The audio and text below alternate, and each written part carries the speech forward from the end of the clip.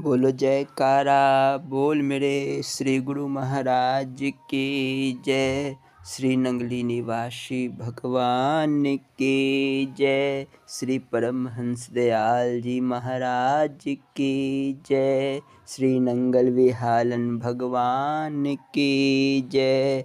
श्री परम गुरु भगवान की जय। जय सच्चिदानंद जी।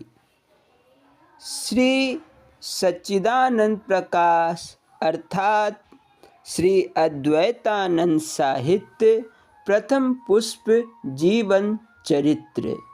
इस पाठ को प्रारंभ करने के पूर्व यह दास श्री परमहंस दयाल जी महाराज के चरण कमलों में दंडवत प्रणाम करता है। बोलो जयकारा बोल मेरे श्री गुरु महाराज की जय।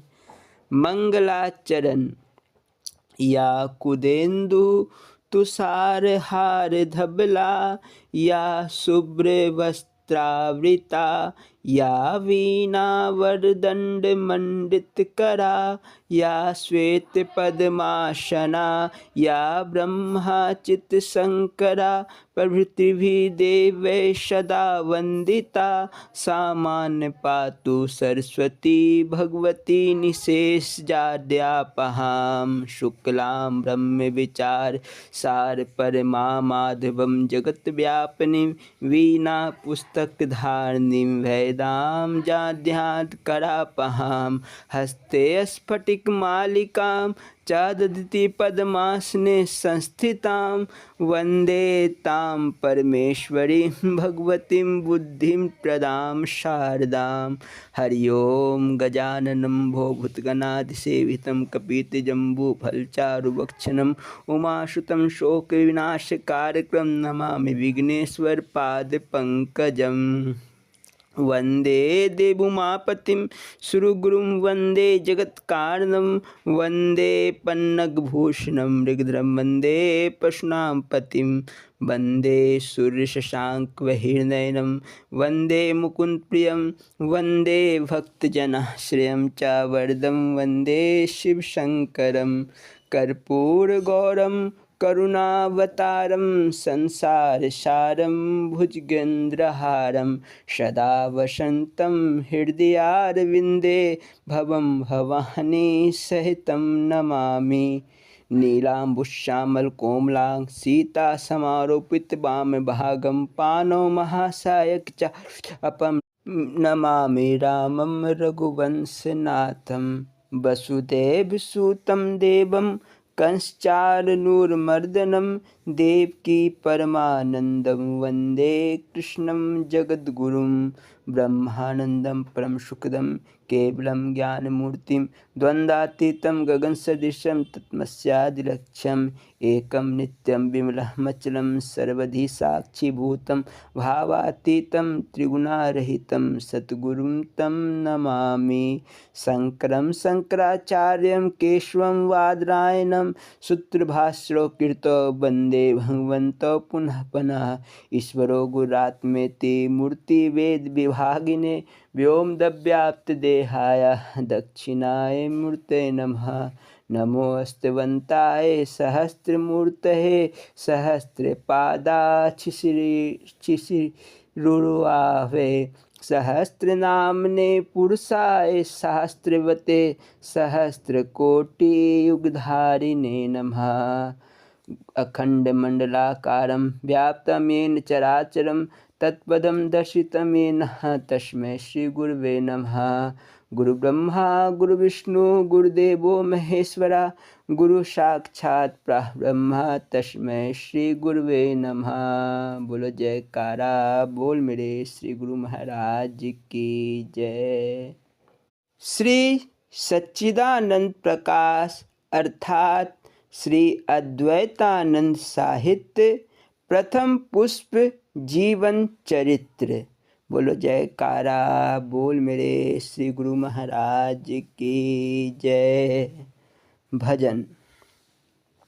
मोहे याद आने वाले इस याद को निभाना मैं हूँ तुम्हारा बंदा, सेवा में अब बुलाना।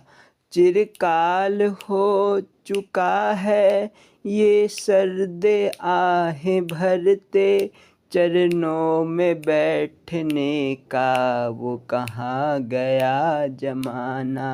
रह रह के याद आवे मीठी तुम्हारी बातें, कहता है दास तेरा यह प्यार है पुराना। ठुकरा के प्यार मेरा रोना दिया है मुझको, अच्छा मेरे प्रभु जी बाकी था यह रुलाना।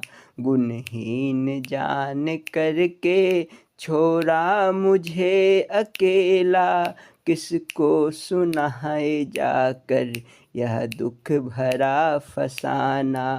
जैसा हूँ आपका हूँ आखिर है लाज रखनी, फरियाद दास की है सुनिए कृपा निधाना। फरियाद दास की है सुनिए कृपा निधाना। बोलो जयकारा बोल मेरे श्री गुरु महाराज की जय।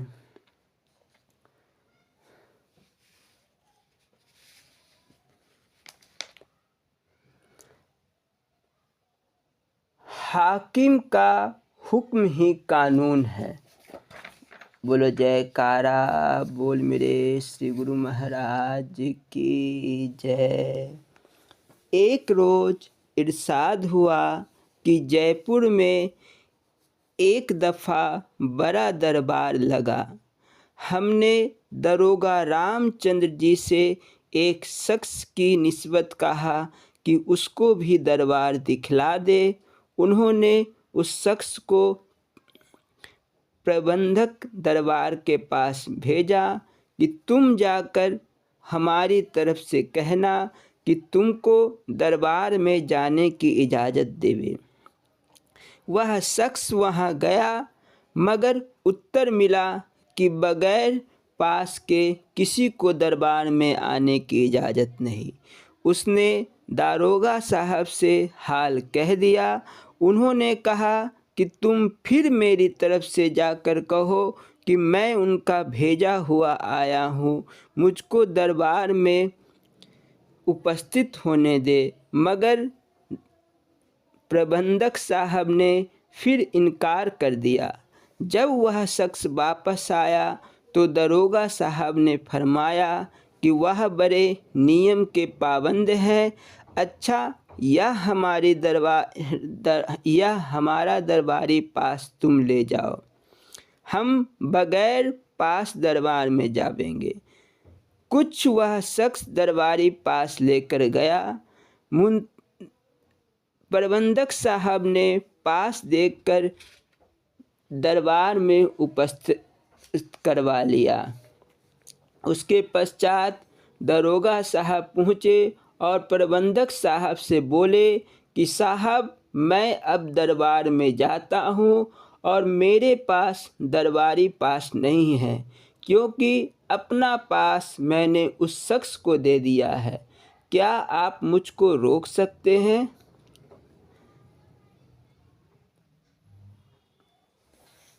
प्रबंधक साहब बोले कि वाह जनाब, आपको कौन रोक सकता है, आप जैसे चाहे जा सकते हैं।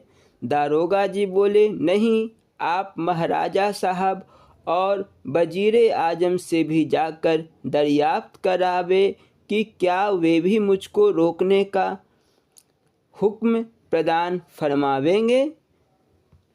प्रबंधक साहब ने क्षमा याचना की, मगर उन्होंने मजबूर करके उनको मंत्री के पास भेजा।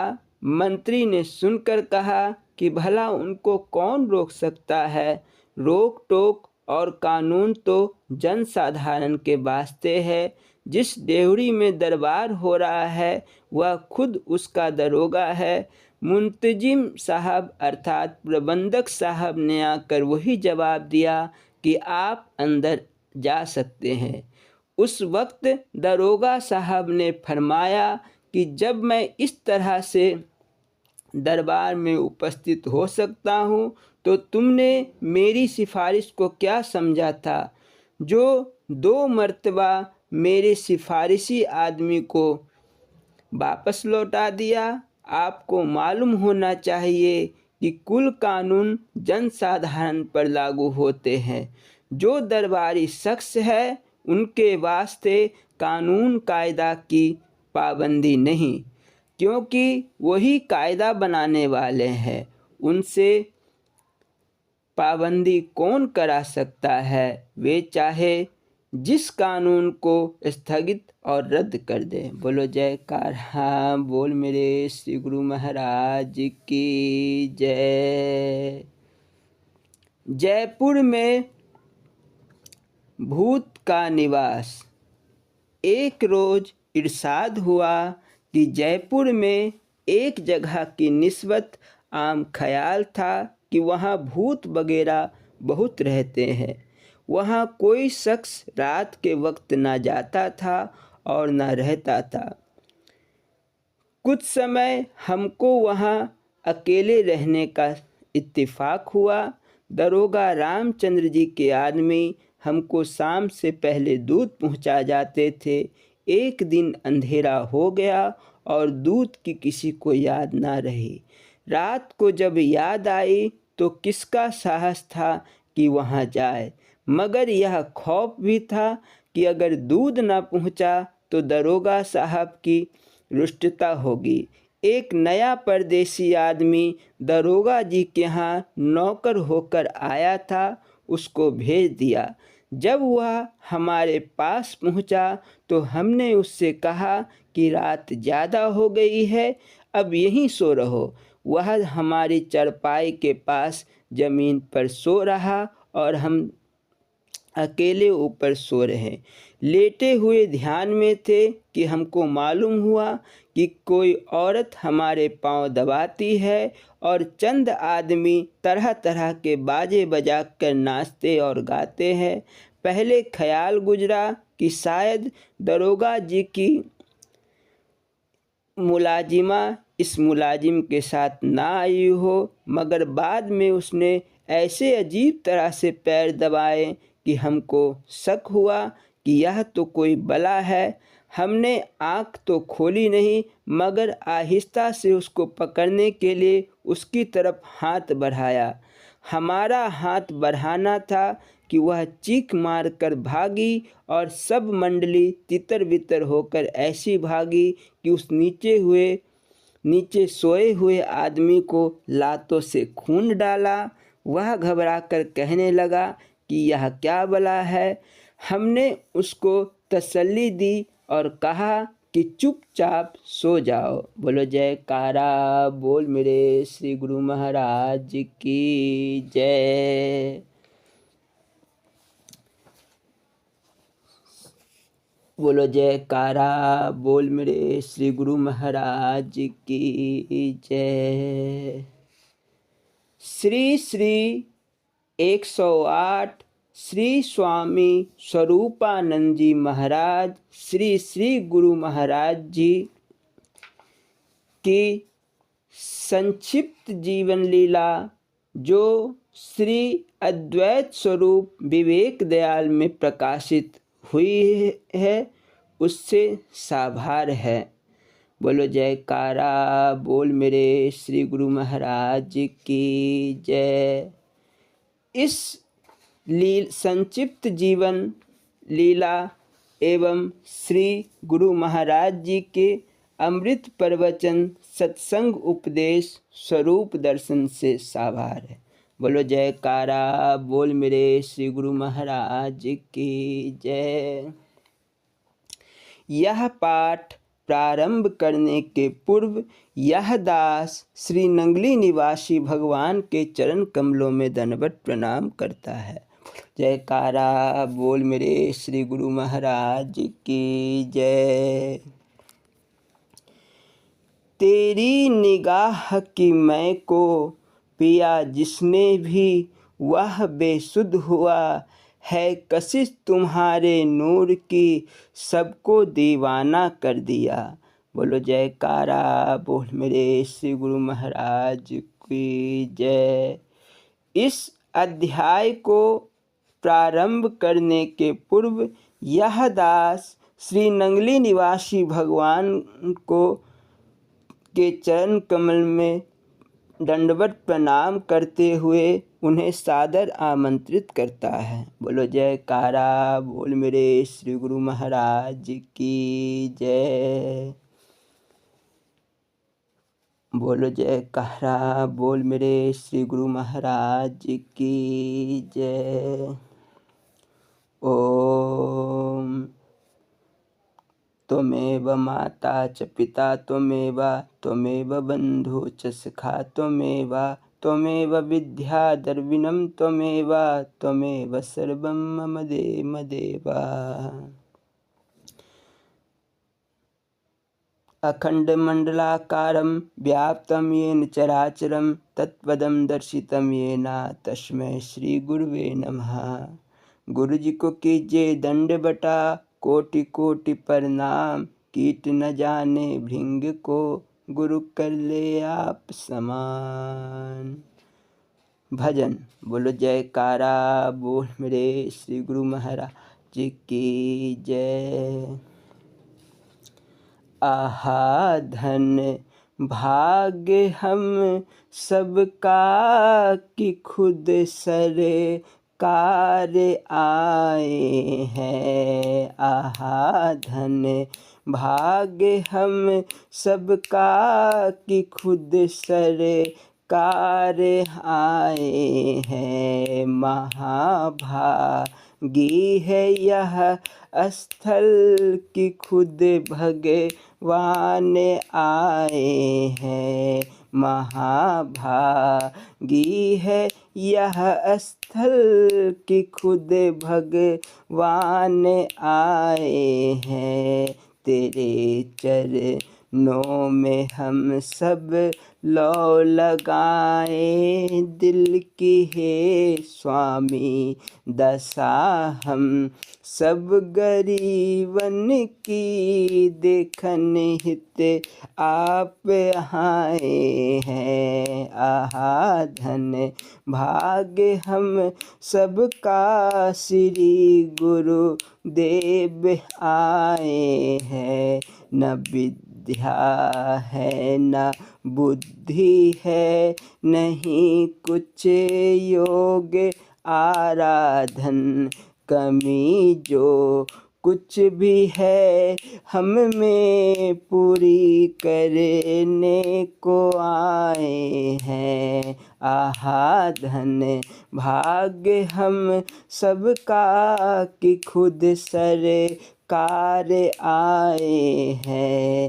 जगह है पुण्य धरती का बड़ा सौभाग्य हम सबका, हमारे हेतु अमृत का बहारस धार लाए हैं। आहा धन भाग्य हम सबका कि गुरुदेव आए हैं। महाबलवान विषयों ने हमें बांधा है कर्मों में, प्रबल संसार बंधन से छुड़ाने नाथ आए हैं। आहा धन भाग्य हम सबका कि खुद सरकार आए हैं। बोलो जयकारा बोल मेरे श्री गुरु महाराज की जय। श्री श्री 108 श्री स्वामी स्वरूपानंद जी महाराज, श्री श्री गुरु महाराज जी। बोलो जयकारा बोल मेरे श्री गुरु महाराज की जय। श्री श्री गुरु महाराज जी। शुभ अवतरण। अमावस्या के घटाटोप अंधेरे के उपरांत शुक्ल पक्ष का आगमन होता है। चंद्रमा की कलाएं दिन प्रतिदिन बढ़ती जाती है और अंततः पूर्णिमा की रात्रि में जब चंद्रमा सर्वकला संपूर्ण आकाश मंडल में उदित होता है तो वह अंधकारमय रात्रि भी प्रकाशमय एवं आनंदमय बन जाती है। इसी तरह संसार में पाप की कालिमा जब चारों ओर अंधकार फैला देती है, वह जीवात्मा राह भटककर पतन की ओर जाने लगती है, तो आत्मिक अंधकार को दूर करने के लिए, धर्म की पुनः स्थापना करने के लिए, पथभ्रष्ट लोगों को सन्मार्ग पर लाने के लिए, आत्म स्वरूप की पहचान कराने के लिए, जीवन को मंगलमय और कल्याणमय मार्ग की ओर अग्रसर करने एवं बंधन मुक्त करने के लिए पूर्ण चंद्रमा रूपी सतगुरुदेव स्वयं धरा पर अवतरित होते हैं। श्री गुरु महाराज जी का इस अंधकार पूर्ण धरती पर आना कोई मात्र संयोग नहीं था, अपितु वसुंधरा को उनकी परम आवश्यकता थी। मानवता त्राही त्राही कर रही थी। उत्तर पश्चिमी सीमा प्रांत जो अब पाकिस्तान में है, उन दिनों हिंसा की लपटों में जल रहा था। दिन दहाड़े लूट मार हो रही थी। स्त्रियों का स्त्रीत्व लूट लिया जाता था।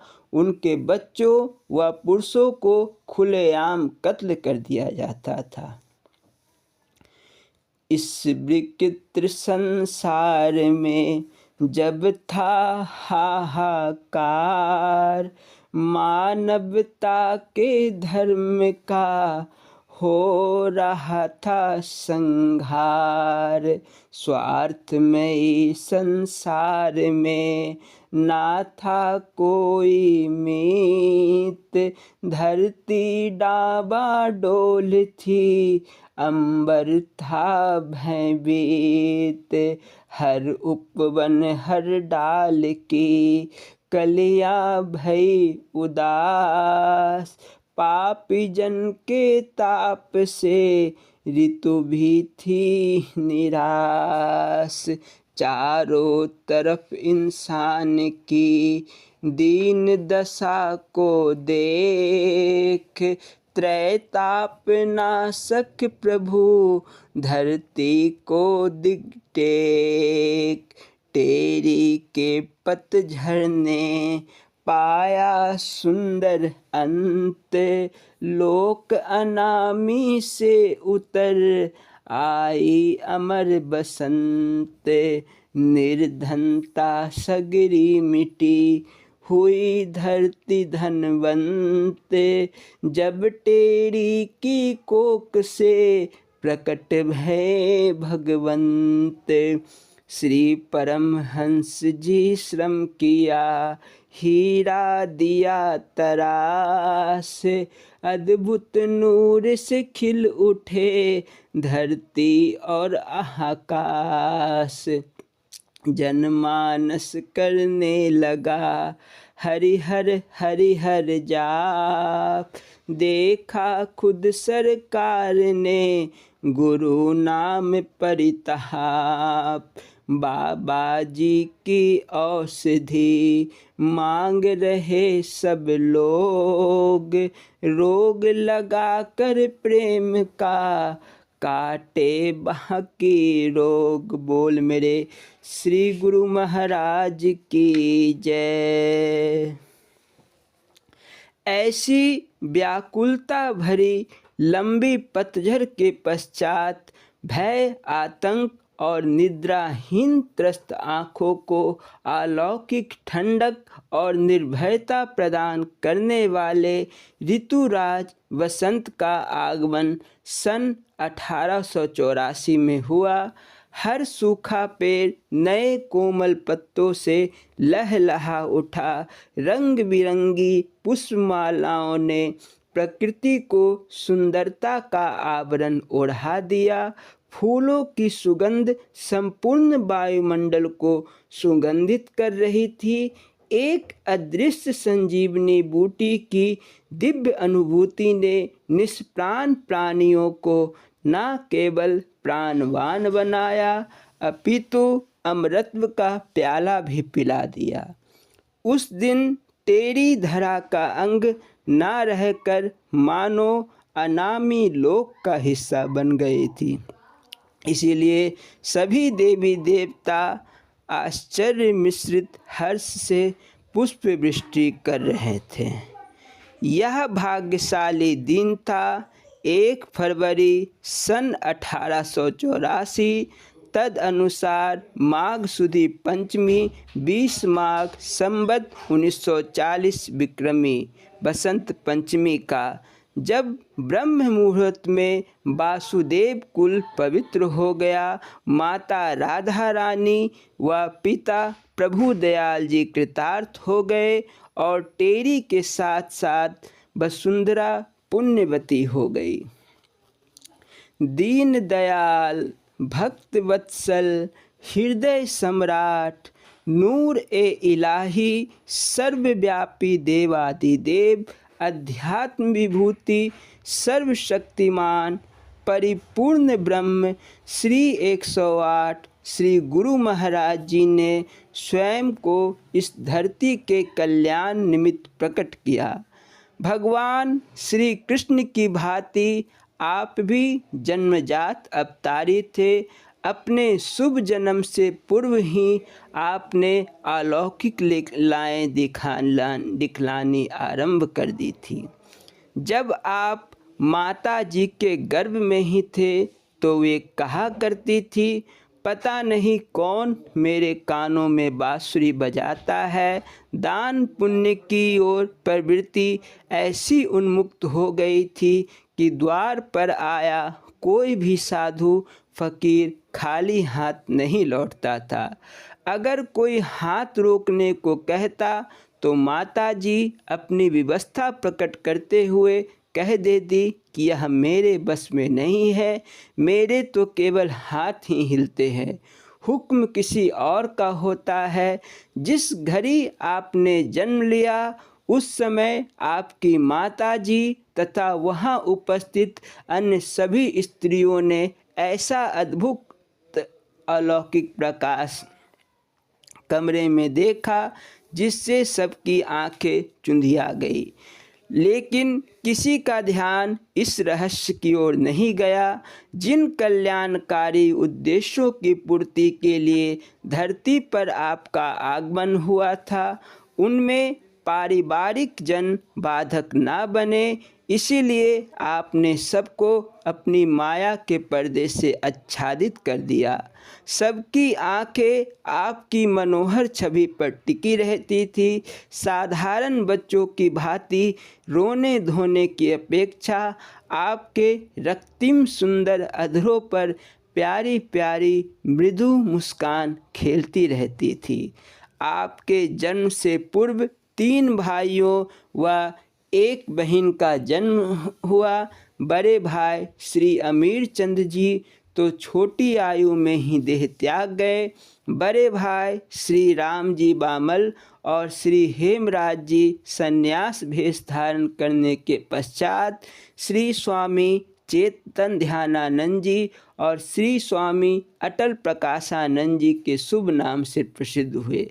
बड़ी बहन भावा जी ने भी समयानुसार संन्यास भेष धारण किया तथा छोटे भाई आया राम जी संन्यास भेष धारण करने के पश्चात श्री स्वामी अच्युतानंद जी के शुभ नाम से विख्यात हुए। उनसे भी छोटे भाई श्री ईश्वर दास जी व घर में सबसे छोटी बहन राम जी बाई जी गृहस्थ आश्रम में ही रहकर परमार्थ भक्ति में तल्लीन रहे। श्री स्वामी चेतन ध्यानानंद जी अब इस संसार में नहीं है। उनके 3 सुपुत्र श्री शिव स्वरूप जी, श्री ज्ञान स्वरूप जी तथा श्री ध्यान स्वरूप जी ने भी गुरु दरबार की सेवा करके अपना तथा कई मनुष्यों का जीवन सफल किया। कालांतर में श्री ध्यान स्वरूप जी एवं श्री स्वरूप जी भी शरीर के बंधन से मुक्त हुए। इस प्रकार आपके जन्म से वासुदेव कुल धन्य धन्य हो गया। कुछ दिनों के पश्चात आपका शुभ नामकरण संस्कार हुआ और पुरोहितों ने आपका शुभ नाम श्री बेली राम रखा। आपके जिस नाम को लेने मात्र से ही समस्त संकटों से छुटकारा मिल जाता है, वह नाम है बाबा स्वरूपानंद जी, जो संन्यास भेज देते समय आपको श्री दादा गुरुदेव श्री परमहंस दयाल जी महाराज जी ने दिया था। बोलो जयकारा बोल मेरे श्री गुरु महाराज की जय। अगले अध्याय में बाल लीलाओं पर प्रकाश डालेंगे। बोलो जयकारा बोल मेरे श्री गुरु महाराज की जय। बोलो जयकारा बोल मेरे श्री गुरु महाराज की जय। श्री स्वरूप दर्शन पाठ,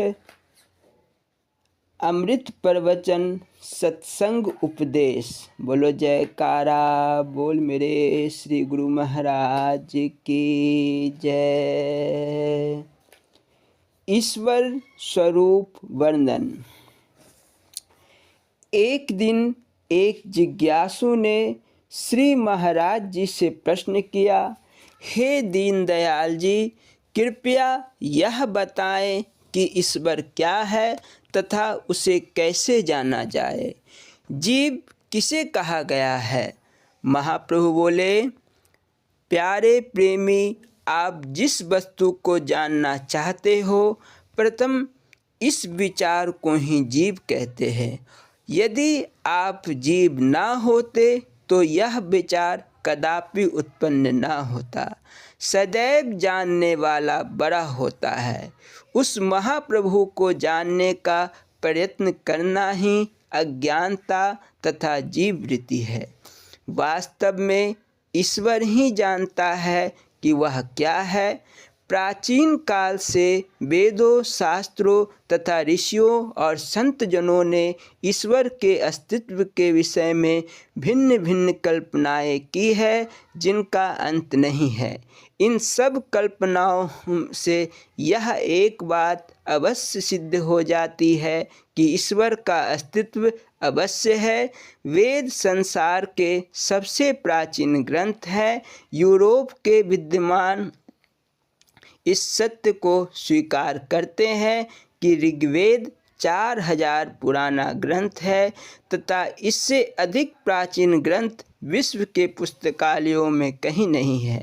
ऋग्वेद के अनुसार इस सृष्टि के सृजन से पूर्व इस विश्व में केवल अंधकार ही अंधकार था। इस अंधकार के मध्य में विश्व आत्मा आदि ज्ञान स्वरूप ने स्वयं अवतार लिया।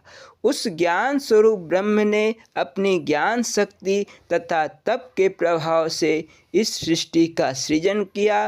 ऋग्वेद में इसका वर्णन इस प्रकार से आया,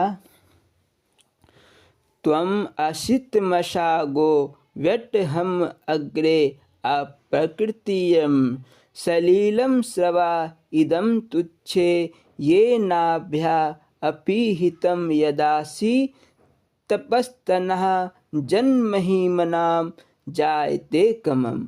मनुस्मृति में भी उस ईश्वर को ज्ञानमय, प्रकाशमय तथा स्वमहिमा से पूर्ण कहा गया है। श्री भागवत पुराण में श्री भगवान कृष्ण कहते हैं, अहमेव समेवाग्रे न नित्यं सत्सत्परम पश्चादहं पदेश्या योगवश सो असमहयम। सृष्टि के आरंभ से मैं एक से अनेक रूप में प्रकट होता हूँ तथा मेरे अतिरिक्त अन्य कोई नहीं होता। यह केवल मैं हूँ जो सर्व सृष्टि का पालन करता हूँ। यह नश्वर संसार कुछ भी नहीं, केवल मैं हूँ। सृष्टि के अंत में प्रलय के समय भी मैं विराजमान होता हूँ। संत कवि तुलसीदास जी ने वेदों, स्मृतियों तथा पुराणों के इस विचार को बड़ी सुंदरता से प्रकट किया। व्यापक एक ब्रह्म अविनाशी, सतचेतन घन आनंद राशि, आदि अंत को जासु न पावा, मति अनुमानी निगम यस गावा। बिनु पद चले सुनई बिनु काना, कर बिनु करम करई विधि नाना। आनन रहित सकल रस भेगी, बिनु वाणी बक्ता बड जोगी। तन बिनु पर नयन बिनु देखा, ग्रह ही घ्राण बिनु वास अशेषा। आसी सब भांति अलौकिक करनी, महिमा जासु जार नहीं बरनी। जब हम प्रकृति की ओर दृष्टिपात करते हैं तो हमें वह ईश्वर वहाँ भी रमा प्रतीत होता है। फूलों में वो हंस रहा है, झरनों में वह कलकल कर रहा है। इस प्रकार समस्त प्रकृति के मध्य में वह स्वयं मूर्तिमान है। वास्तव में वह ईश्वर सत्य चित्त आनंद स्वरूप तथा सर्व ज्ञान में अजन्मा, अनादि, अविनाशी, जगत व्यापक, अनंत शक्ति संपन्न सनातन प्रकाश स्वरूप है। इसी शक्ति को ईश्वर, परमेश्वर, परब्रह्म, नारायण, भगवान, वासुदेव, शिव, राम, कृष्ण, विष्णु, खुदा, अल्लाह, वाहेगुरु आदि नामों से पुकारा जाता है। वही ईश्वर प्रत्येक वाणी में आत्मा रूप में विराजमान है। महापुरुषों ने यह कहा है कि यह जीव उस महाप्रभु का अंश होने से अंशांशी के भाव से अविनाशी है, अर्थात नाश से मुक्त है। जो गुण गिलास में डाले हुए जल के हैं, वही गुण जल से भरे हुए घड़े में है।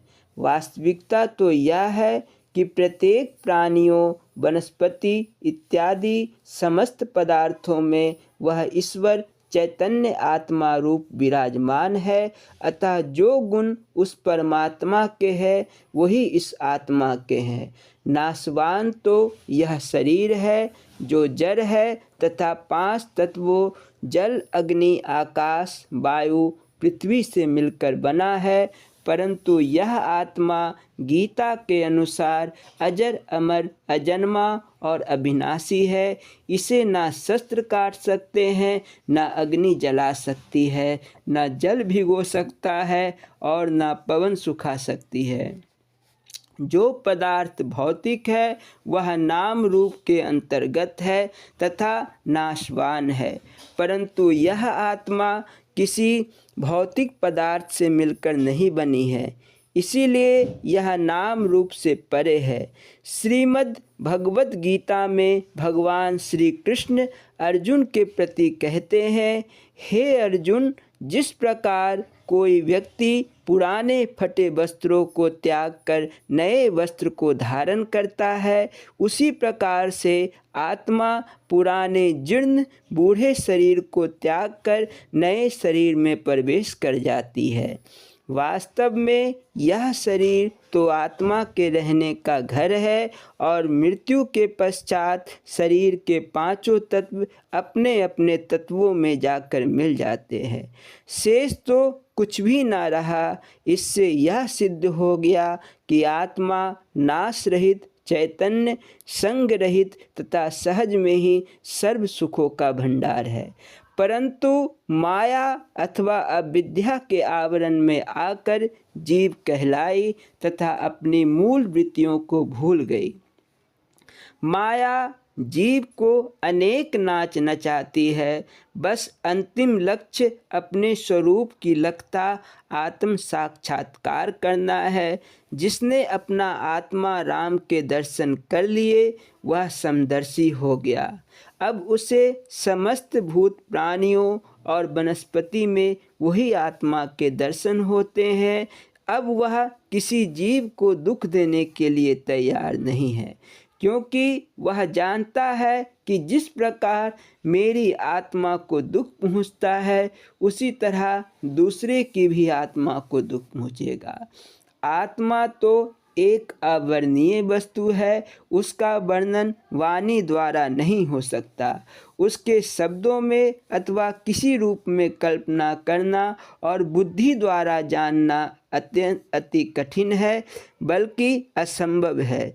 परंतु मन बुद्धि चित्त को एकाग्र करके उसे समझने का यत्न करो, जो समस्त विषयों का आदि तथा अंत है।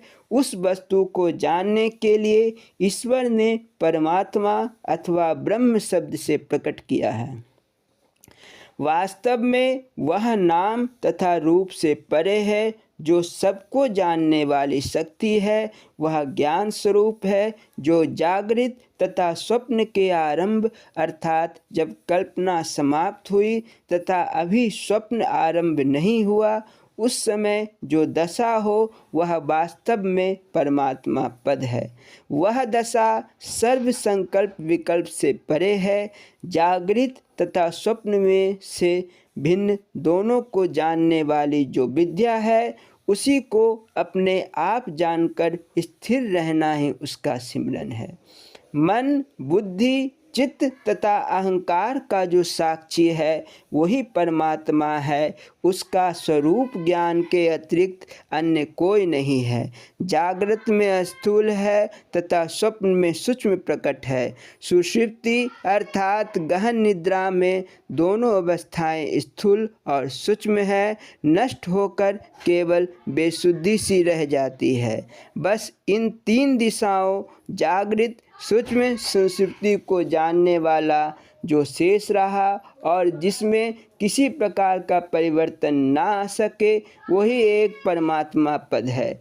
उसे केवल बुद्धि के नेत्रों अर्थात दिव्य दृष्टि द्वारा देखा जा सकता है। वेदों के अनुसार उस ज्ञान स्वरूप प्रकाश में ब्रह्म को इन नेत्रों द्वारा नहीं देख सकते, केवल उस ब्रह्म की शुद्धि बुद्धि के दिव्य नेत्रों द्वारा देखा जा सकता है, अर्थात उसके अस्तित्व का अनुभव किया जा सकता है।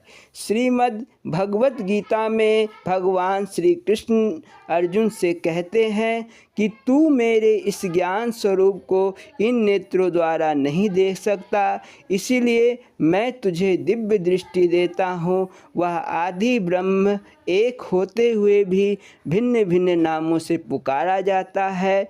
विष्णु पुराण में इसका वर्णन इस प्रकार आया है।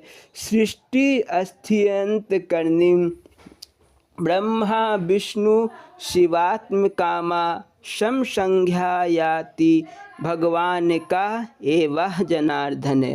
भगवान जनार्दन वास्तव में एक होते हुए भी सृष्टि के सृजन के समय, ब्रह्म सृष्टि के पालन के समय, विष्णु सृष्टि के अंत के समय अर्थात प्रलय के समय शिव रूप धारण करते हैं।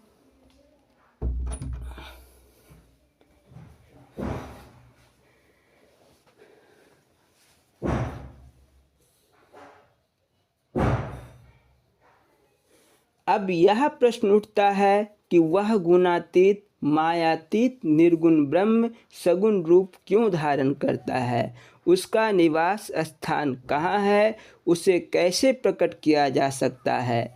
भगवान श्री कृष्ण अर्जुन के प्रति कहते हैं, अजो अपि सनव्यात्मा भूतानामि श्रव्यरोऽपि सना प्रकृतिम स्वामिन्दिष्टाया संभवाम्यात्म मायया। अजन्मा, अविनाशी तथा सर्व जीवों का स्वामी होते हुए भी मैं अपनी योग माया द्वारा प्रकट होता हूँ तथा सर्व प्रकृति को अपने अधिकार में रखता हूँ।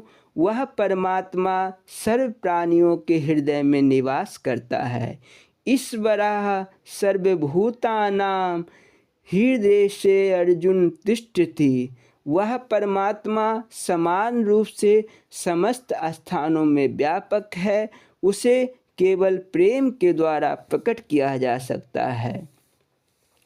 हरि व्यापक सर्वत्र समाना, प्रेम ते प्रगट हो ही मैं जाना। परमात्मा की प्राप्ति के लिए जब तप, वैराग्य, सिमरन, संकीर्तन आदि साधन है।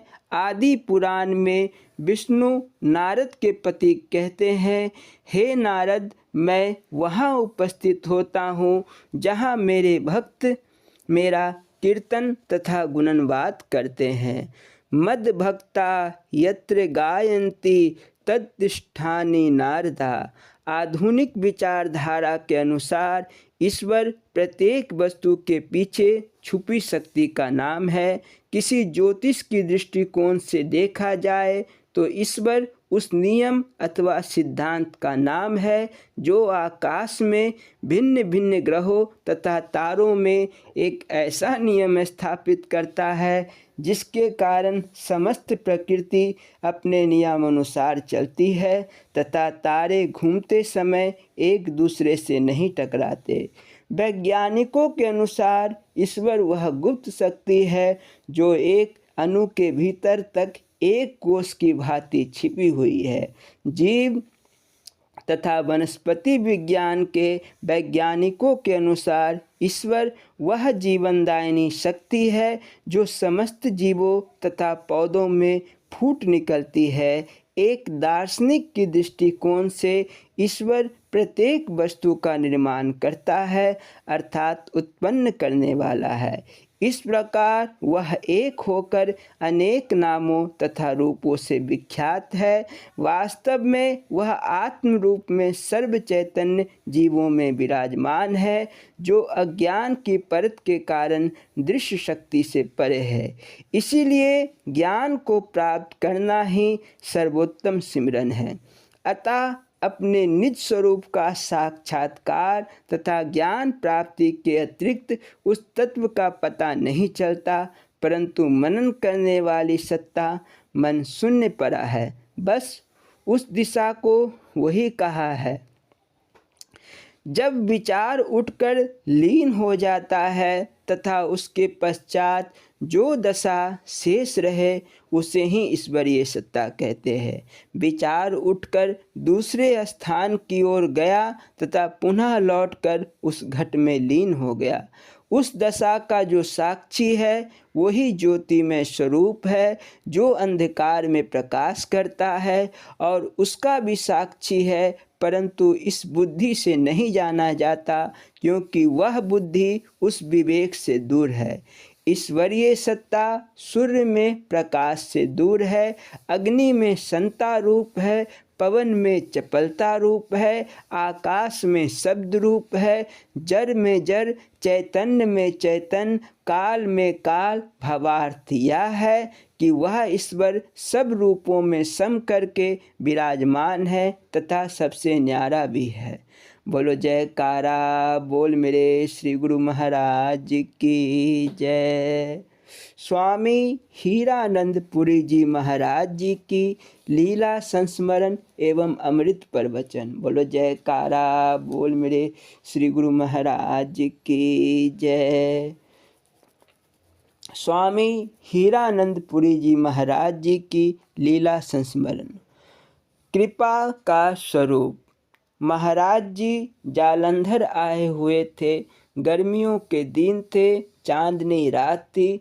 महाराज जी मकान की छत पर खुले आसमान में विराजमान थे। उस समय एक माता जी उनकी सेवा में लगी हुई थी। अवसर पाकर उन्होंने महाराज जी से निवेदन किया, महाराज जी मैं जरा सी भी कोई वायु कारक चीज़ खा लेती थी तो मेरे शरीर में दर्द शुरू हो जाता था। जब से आप इस दासी की कुटिया पर पधारे हैं तब से मैं सब कुछ खा पी लेती हूँ, किंतु मुझे कोई तकलीफ़ नहीं होती। यह आपकी ही कृपा है। माता जी की बात सुनकर महाराज जी ने फरमाया, ऐसी छोटी छोटी बातों को तुम लोग कृपा समझ लेते हो, किंतु जो असली कृपा है उस पर किसी का ध्यान ही नहीं जाता। गुरु महाराज की वास्तविक कृपा तो तुम्हें ऊपर उठाने, तुम्हारे मन को निर्मल बनाने की होती है। इस ओर भी ध्यान जाना चाहिए। ये सब लौकिक बातें तो यूं ही होती रहती है, इस पर अधिक बल नहीं दिया जाना चाहिए। बोलो जयकारा बोल मेरे श्री गुरु महाराज की जय। स्वामी हीरानंदपुरी जी महाराज जी के अमृत प्रवचन साधन का तीसरा भाग। बोलो जयकारा बोल मेरे श्री गुरु महाराज की जय। इस पाठ को प्रारंभ करने के पूर्व यह दास स्वामी हीरानंदपुरी जी महाराज जी के चरण कमलों में दंडवत प्रणाम करता है। बोलो जयकारा बोल मेरे श्री गुरु महाराज की जय। भजन। ऐसी करी गुरुदेव दया, मेरा मोह का बंधन तोड़ दिया। दौड़ रहा दिन रात सदा, जग के सब काज विहारन में। सपने संविश्व दिखाए मुझे, मेरे चंचल चित्त को मोर दिया। ऐसी करी गुरुदेव दया, मेरे मोह का बंधन तोड़ दिया। कोई शेष महेश गणेश रटे, कोई पूजत पीर पैगंबर को। सब पंथ ग्रंथ चुरा करके, श्री चरणन से मन जोड़ दिया। ऐसी करी गुरुदेव दया, मेरे मोह का धन तोड़ दिया। कोई ढूंढत है मथुरा नगरी, कोई जाए बनारस वास करे। जब घट में देव दीदार हुआ, सब भरम का भंडा फोड़ दिया। ऐसी करी गुरुदेव दया, मेरे मोह का बंधन तोड़ दिया। कौन करूँ गुरुदेव को भेंट, न वस्तु दिखे इस तिहुलोकन में। गुरुदेव समान न और धनी, मानिक लाख करोड़ दिया।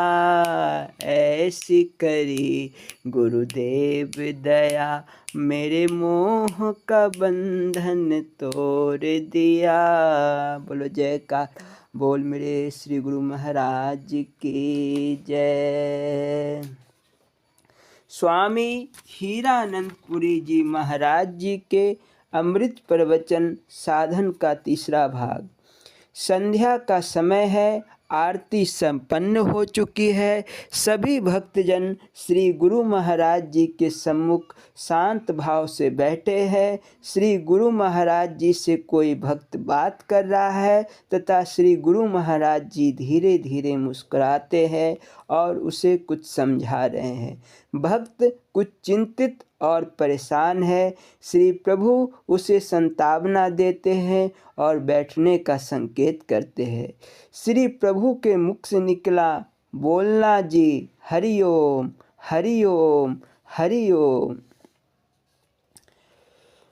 जप का ईश्वरीय मार्ग में बड़ा महत्व है। मन को स्थिर करने तथा वृत्ति को एकाग्र करने के लिए जप करना आवश्यक है। ईश्वर के नाम का जप करना होगा। नाम जप 4 प्रकार का है, अर्थात 4 प्रकार की वाणी द्वारा जप किया जाता है। वाणियाँ 4 है, वैखरी, मध्यमा, पश्यन्ती, परा। इन 4 वाणियों द्वारा ध्यान सहित और ध्यान रहित दोनों प्रकार से जप हो सकता है।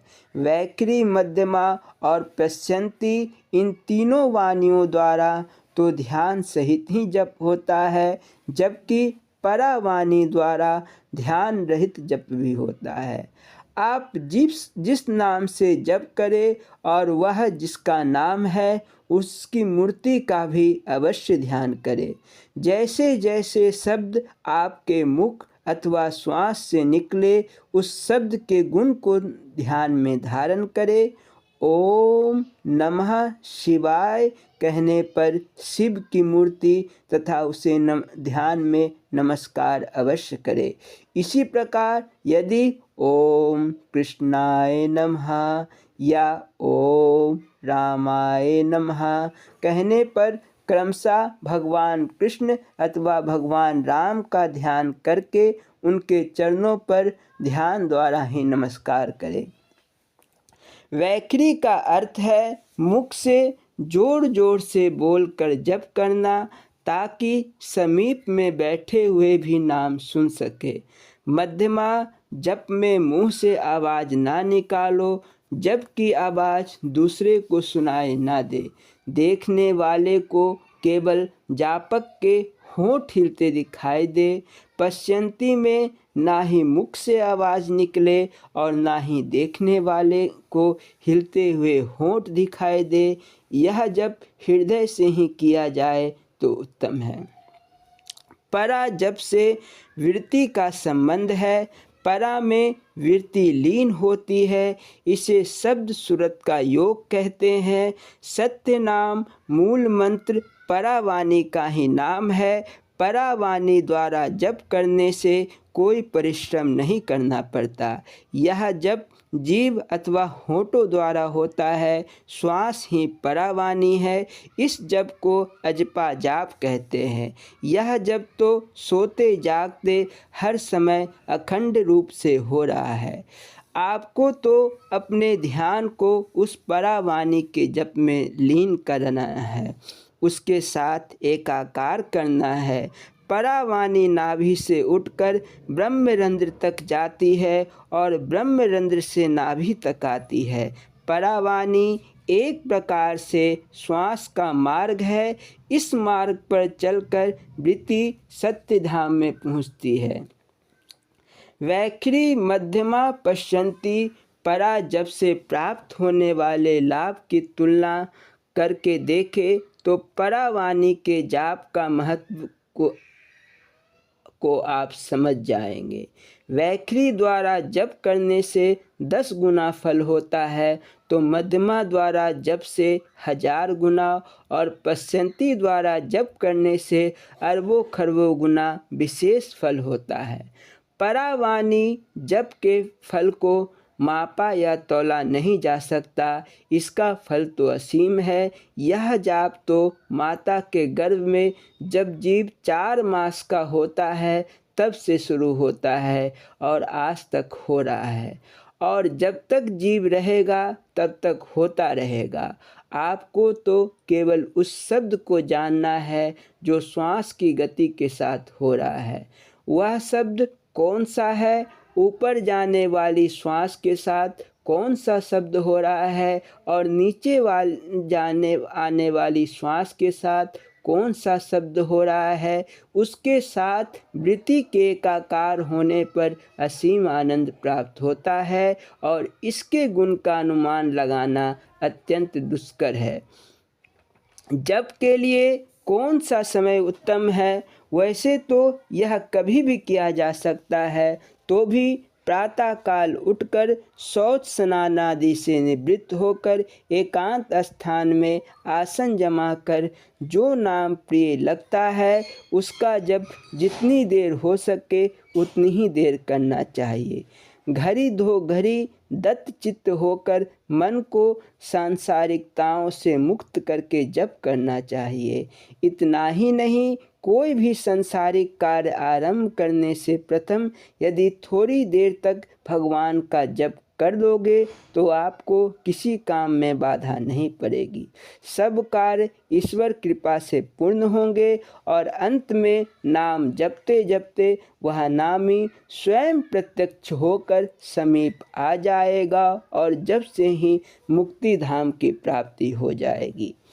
ईश्वर चिंतन नियम का 5वां अंग है। यह शब्द 2 शब्दों से बना है, ईश्वर जमा चिंतन।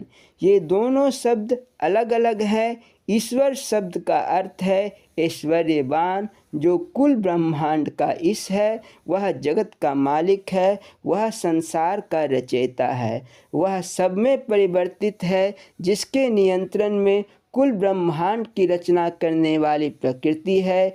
ईश्वर उसे कहते हैं जिसमें रंच मात्र भी न्यूनता अर्थात कमी ना हो। ईश्वर में किसी बात की कमी नहीं है, इसीलिए उसे ईश्वर कहते हैं।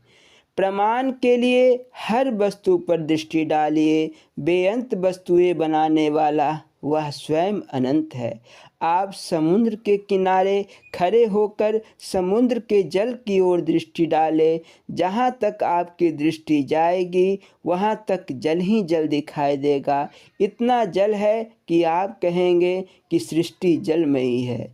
वनों और पर्वतों की ओर दृष्टि करेंगे तो बड़े विस्तृत वन, जंगल और महान पर्वत दृष्टिगोचर होंगे। आप कहेंगे समस्त ब्रह्मांड पर्वत और पर्वत तथा वन और वन ही हैं। मनुष्यों की ओर दृष्टि डालिए तो संसार भर में अरबों खरबों मनुष्य ही मनुष्य दृष्टिगत होंगे। किसी तीर्थ स्थान पर देखेंगे तो सूरदासों का ही अंत ना होगा। लूल्हे, लंगड़े, कोढ़ी आदि बेअंत होंगे। जलचरों की ओर दृष्टि डालिए तो अणु से अणु और महान से महान जीव जल में परे भरे हैं। आकाश की ओर दृष्टि डालिए तो अणु से अणु जीवाणु, कीड़े और बड़े आकार के अनगिनत पक्षी दिखाई देंगे। फलों और फूलों की ओर देखिए, कोई न्यूनता नहीं। सृष्टि में पशुओं की अनगिनत संख्या है। सृष्टि में जिस वस्तु पर दृष्टि डालिए उसका अंत दिखाई ना देगा। संसार में बहुमूल्य पदार्थों सोना, चांदी, तांबा, पीतल, लोहा आदि धातुओं की कमी नहीं। जब उस विधाता ने जगत में बेअंत वस्तुएं बनाई है तो वह स्वयं अनंत ही सिद्ध होता है। उस ईश्वर के एक के संकल्प मात्र से कुल ब्रह्मांड की उत्पत्ति हुई। सामवेद में कहा है कि ईश्वर ने यह संकल्प किया है, एको हम बहुश्यामा, कि मैं एक हूँ अनेक हो जाऊँ। यह सकल ब्रह्मांड उसके संकल्प का ही परिणाम है। उस सच्चिदानंद सर्वशक्तिमान प्रभु को ही ईश्वर कहते हैं। अब रहा चिंतन, तो चिंतन शब्द का अर्थ साधारण मनुष्य भी समझ सकता है। स्मरण करना, चितवन करना, याद करना, नाम जपना आदि अर्थ है चिंतन शब्द के। ईश्वर चिंतन का साधारण अर्थ है प्रभु का नाम जपना। अर्थ तो साधारण है परंतु यह विषय बड़ा ही गूढ़ है। शेष अगले भाग में। बोलो जयकारा बोल मेरे श्री गुरु महाराज जी की जय। स्वामी परम ज्ञानानंद पुरी जी महाराज जी की लीला संस्मरण एवं अमृत प्रवचन। बोलो जयकारा बोल मेरे श्री गुरु महाराज जी की जय। स्वामी परम ज्ञानानंद पुरी जी महाराज अर्थात श्री महाराज जी अपनी श्रीमुखवाणी से लीला का वर्णन करते हैं। निशा सब बेनिशा अपना। एक दिन श्री महाराज जी ने फरमाया, मैं बड़ा ही मस्त स्वभाव का महात्मा था। मेरे गुरु महाराज जी जब ट्रेन से सफ़र करते थे तो उनका डिब्बा रिजर्व होता था। किसी स्टेशन पर जब गाड़ी रुकती थी तो मैं महाराज जी के पास जाकर ठंडा पानी, फल वगैरह उन्हें दे आता था। जब गाड़ी खुलने को होती थी तो मैं दौड़कर अपने डिब्बे में चला आता था। एक दिन श्री गुरु महाराज जी ने मुझसे पूछा, भाई मजनू, तुम जब गाड़ी रुकी रही तभी मेरे पास से जाकर अपने डिब्बे में चढ़ जाना।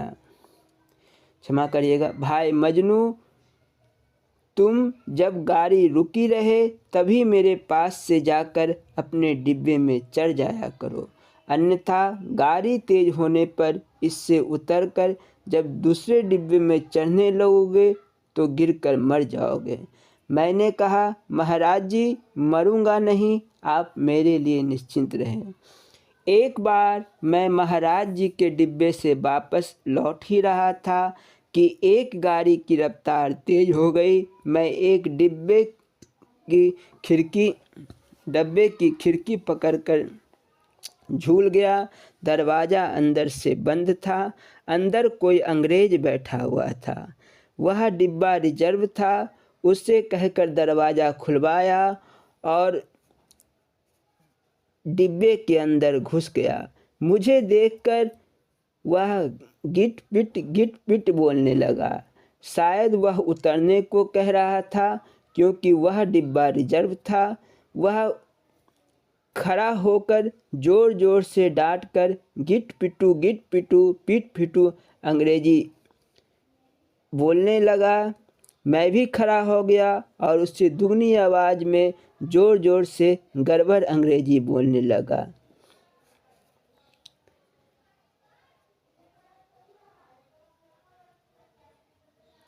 मैं भी खड़ा हो गया। लोग हंसने लगे। मैं भी खड़ा हो गया और ना मुझे अंग्रेजी आती थी, समझ में आती थी। उसके साथ ही उसकी पत्नी भी थी। वह भारतीय थी। वह हम दोनों की बात को समझती थी और ज़ोर ज़ोर से हंस रही थी। हंसते हंसते उसका दम फूल गया। वह कोच में लोटपोट हो गई। मैंने कहा, डब्बा तेरा रिजर्व है तो क्या मैं गिरकर मर जाऊं? गाड़ी जब रुकेगी तो मैं आप ही उतरकर दूसरे डब्बे में चला जाऊंगा। तू इसके पहले कुछ भी अंट संट मत बक। तेरे बकने से मैं मानने वाला नहीं हूँ। गाड़ी जब रुकी तब मैं कूदकर दूसरे डब्बे में आ गया। इसी प्रकार मैं निडर भी बहुत था, बिल्कुल आज़ाद। सब जगह घूमा करता था। किसी से कोई डर तो था ही नहीं। बिना टिकट के ही घूमा करता था। कोई टीटी टिकट मांगे तो कह दूँ, मैं तो पैसे रखता ही नहीं और ना टिकट लेता हूँ। अगर वह पूछे कि आप कहाँ रहते हैं तो मैं कह दूँ, पता क्या खाक बतलाऊं, निशा सब बेनिशा अपना, जहाँ बिस्तर लगा बैठा वहीं समझा मका अपना। बोलो जयकारा बोल मेरे श्री गुरु महाराज की जय। स्वामी परम ज्ञानानंद पुरी जी महाराज जी के अमृत प्रवचन का शेष भाग। बोलो जयकारा बोल मेरे श्री गुरु महाराज की जय। इस पाठ को प्रारंभ करने के पूर्व यह दास स्वामी परम ज्ञानानंद पुरी जी महाराज के चरण कमलों में दंडवत प्रणाम करता है। बोलो जयकारा बोल मेरे श्री गुरु महाराज की जय। भजन।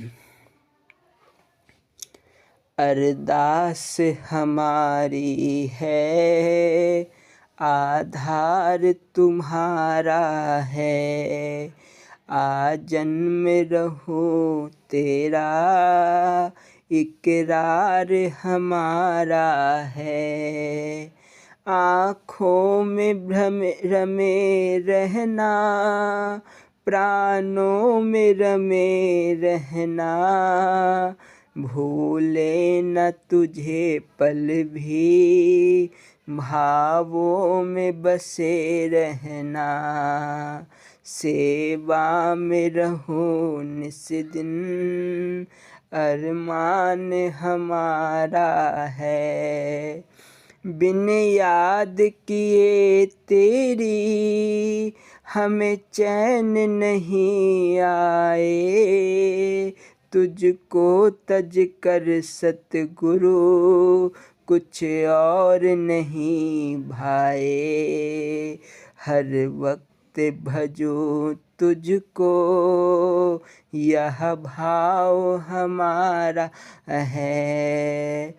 तुम मातु पिता मेरे सतगुरु प्यारा है, तेरे श्री चरणों पर तन मन धन वारा है।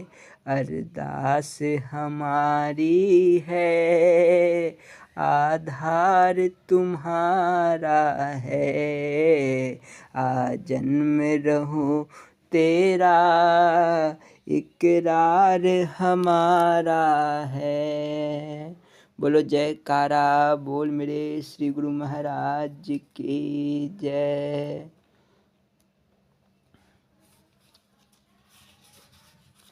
यह प्रवचन पटियाला पंजाब में दिनांक 15/1/1975 को दिया गया था। उसके आज तीसरे भाग पर हम प्रकाश डालेंगे। श्री महाराज जी आगे फरमाते हैं, बोलना जी हरिओम हरिओम हरिओम। महापुरुषों ने हमारे लिए जो बात कही है उनका उद्देश्य हमें अनुशासित करना, डराना और पुनः प्रोत्साहित करना है। उनकी बातें 3 तरह की होती है, रोचक, भयानक एवं यथार्थ। यथार्थ बात यह है कि तुम्हें मानव तन ईश्वर की प्राप्ति के लिए आत्म साक्षात्कार के लिए मिला है। हमारी वृत्तियाँ बहिर्मुखी होती है और आत्मा हमारे अंदर है। इंद्रियों की खुराक बाहर संसार में है, इसीलिए मन बाहर ही बाहर दौड़ता रहता है। वह अंदर जाता तो उसे वही आनंद का कुछ पता लगता। महात्मा लोग तुम्हारे मन को धीरे धीरे रास्ते पे लगाते हैं। वे बताते हैं कि अमुक काम में पाप और अमुक से पुण्य की प्राप्ति होगी। उनका कहना है पाप करने से नरक मिलता है और नरक में महान कष्ट झेलना पड़ता है। वहाँ आग में झाँका जाता है, कढ़ा के उबलते तेल में डाला जाता है। वहाँ बड़े भयानक यमदूत रहते हैं।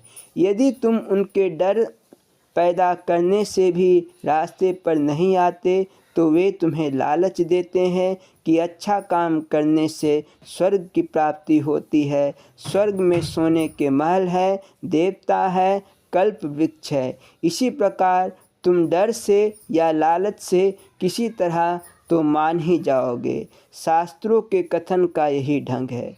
विद्या हासिल करने का मतलब है विवेक प्राप्त करना। विवेक का फल है वैराग्य। विद्या पढ़कर यदि विवेक और वैराग्य जग जाए तो इसी जन्म में ईश्वरत्व की प्राप्ति संभव है। यदि यह बात संभव नहीं हुई तो तुम गृहस्थ जीवन व्यतीत करते हुए भी शास्त्र सम्मत कर्म करते जाओ। तुम संसार में रहो मगर संसार तुम में ना आने पाए। नाव पानी में रहे मगर पानी नाव में ना आने पाए। तुम अपनी स्त्री या बाल बच्चों में रहो, अपनी सामर्थ्य के अनुसार उनका पालन पोषण करो, उन्हें योग्य बनाओ, क्योंकि वे भगवान के बच्चे हैं और तुम उन बच्चों के चौकीदार हुए। पहरेदार समझकर उनकी देखभाल करो। यहाँ तो पहले ही दावा जमा बैठे हो कि ये तुम्हारे ही बच्चे हैं। दावा मत जमाओ। तुम्हारी तो अजीब स्थिति है, जब तुम्हारे स्वार्थों की पूर्ति नहीं होती तो हल्ला मचाने लगते हो। तुम यहाँ आश्रम में आए हो, यहाँ हम चाहे तुम्हें कितना भी आराम दे, प्यार दे, फिर भी तुम्हारा मन घर जाने को ललचेगा ही। ऐसा क्यों? यहाँ तुम कर्तव्य पालन करने के लिए आए हो और वहाँ तुम्हारा मोह है।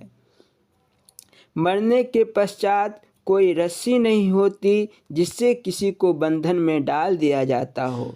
जीवित में यह मोह ही तुम्हें बांधता है और पुनः पुनः जन्म लेने को बाध्य करता है। मोह के रहते हुए कोई भी शक्ति तुम्हें जन्म लेने से नहीं रोक सकती। किताबें पढ़ते हो, सत्संग सुनते हो, फिर भी तुम्हारा रोना वैसा ही है, हाय तौबा वैसा ही है। जब तुम जान ही चुके कि यह संसार मिथ्या है, इसे छोड़ ही जाना है, तो इसके बिगड़ने से घबराते क्यों हो? हरिश्चंद्र से ज़्यादा तो कुछ होगा नहीं। जो लोग यह कहते हैं कि उनका कुछ भी नहीं बना, तो यहाँ बना किसका? सबका तो बिगड़ ही गया। यह जीवन तो एक सफ़र है। रास्ते में यदि अच्छा साथी मिल गया तो यात्रा हंसते खेलते कट गई, और यदि शैतान मिल गए तो रोते रोते गुजारनी पड़ी। तब भी गुजरी कुछ तकलीफ़ में या गुजरी अच्छी ज़िंदगी, हर तरह कट जाएगी इंसान की यह ज़िंदगी।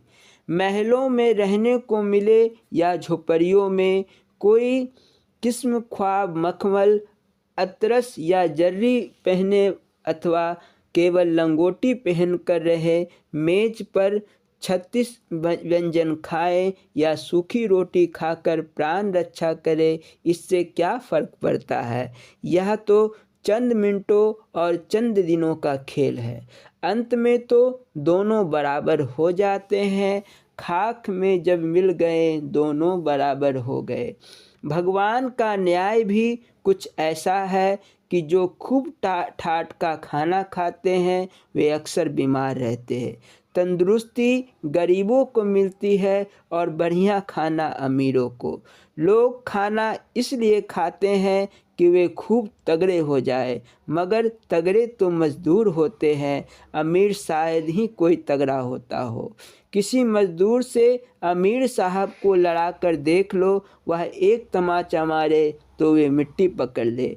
अमीर देखने के ही होते हैं, स्वस्थ सुंदर, दम उनमें कुछ नहीं होता। इधर मज़दूर तो लोहे के बने होते हैं।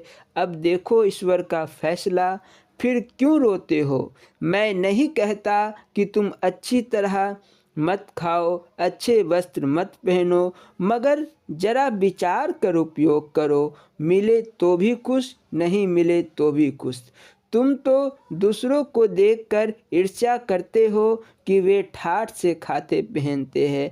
अरे इसमें जलने की क्या बात हो गई? उन्होंने पिछले जन्मों में अच्छे कर्म दान पुण्य किया होगा। तुम्हें भी जितना मिला है उसमें संतोष करो, अगले जन्म में उससे भी अच्छा मिलेगा। तुम सब कह सकते हो कि हम गरीब हैं, दान पुण्य कहाँ से करें? वस्तुतः यह भी तुम्हारे मन का बहाना है। यहाँ अमीरी गरीबी की कोई बात नहीं। यदि तुम समझ बूझकर चलो तो तुम्हारा 1 रुपया किसी अमीर के 1 लाख से बढ़कर है। युधिष्ठिर जी महाराज का यज्ञ हुआ, उसमें याचक अयाचक कर दिए गए। दान होता था, झोलियों में असरफियाँ भरी थी। लेने वालों को तब तक दिया जाता था जब तक वह अपनी झोली आप ही समेट ना ले। महाराज कृष्ण की कृपा से यह प्रमुख दान संभव हुआ। वहाँ एक नेवला आया। उस समय वहाँ लोग तारीफ़ें किए जा रहे थे कि वैसा दान कभी हुआ ही नहीं। इतने में नेवले ने आदमी की बोली में कहा, तुम लोग चुप रहो, कुछ दान नहीं हुआ। इससे बड़ा दान तो वहाँ कुरुक्षेत्र में एक घसियारे ने किया। उसने अपने खुरपे और टूटे हुए जाल का दान किया। उस दान के संकल्प का जो जल गिरा उसमें मैं लोट-पोट करता रहा। फलस्वरूप मेरे आधे शरीर के बाल उजले हो गए। यहाँ तो मैं सुबह से ही उछल कूद कर रहा हूँ, किंतु मेरा एक भी बाल सफ़ेद नहीं हो पाया। फिर क्यों कहते हो कि यहाँ बहुत दान पुण्य हुआ है? तो इसमें भेद क्या है? उस गरीब घसियारे ने शुद्ध मन से, सच्चे दिल से अपना सर्वस्व दान किया था, इसीलिए वह यहाँ के करोड़ों के दान से भी ज़्यादा महत्व का था। लेकिन युधिष्ठिर के यज्ञ में तो चालाकी हुई थी, 420 हुई थी। जितना दान हुआ उतना धन तो पांडवों के पास था नहीं। वहाँ तो श्री कृष्ण महाराज जी की युक्ति से यह सब संभव हुआ था। इस युक्ति के अनुसार उन्होंने दुर्योधन को भंडार घर में रखवा दिया था। उसके हाथ में एक ऐसी रेखा थी जिसके कारण वह जितना लुटाता उसका धन दुना खजाने में बढ़ जाता। उसे पांडवों से बैर तो था ही, इसीलिए खूब लुटाया जा रहा था। इस प्रकार वहाँ को दान क्रिया में 420 स्पष्ट थी। अमीरी और गरीबी की कोई बात नहीं। शुद्ध भाव से किया गया किसी गरीब का एक गिलास पानी भी महान फल दे सकता है। तुम्हें भी अपने उपार्जित धन से जिस प्रकार दान करने को कहा जाता है वैसा करो तो बड़ी बात बन सकती है। तुम वैसा करोगे ही नहीं तो रोना तो पड़ेगा ही, इसीलिए तो दुनिया रोती है। तुम भगवान के खजाने के पहरेदार मात्र हो। यहाँ दावा मत जमाओ। दूसरों की चीज़ पर दावा जमाओगे तो मार पड़ेगी। अब हम भगत जी के यहाँ आए। इन्होंने हमारे लिए बिस्तर लगाया, पलंग बिछाया। हम इसका इस्तेमाल चाहे जितना कर ले, इस पर दावा जमाने लगेंगे तो झगड़ा होगा ही। दावा जमाना भी काहे का, कल उठेंगे चल देंगे। इसका ना हर्ष होगा ना शोक। दावा जमाएंगे तभी दुख होगा। संसार में और कोई दुख नहीं होता, दावे का ही तो दुख है। धन भगवान का दिया हुआ है और हम कहते हैं कि वे हमारे हैं। जब तुम्हारे ही हैं तो रो फिर। कल जब बच्चे बीमार होंगे, इन्हें खाना नहीं मिलेगा तो रोया करना सिर पकड़ कर, क्योंकि तुमने उन्हें अपना जो बना रखा है। यदि तुम इन्हें भगवान के बच्चे समझते तो रोग मामूली दवा से भी ठीक हो जाता, और अब वह हजारों रुपए फूकने पर भी ठीक नहीं होता। फिर उन्हें अपने कर्मों का भोग तो भोगना ही होगा। लेकिन इन बातों में हमारी निष्ठा है कहाँ? यदि निष्ठा होती तो रोना ही नहीं पड़ता।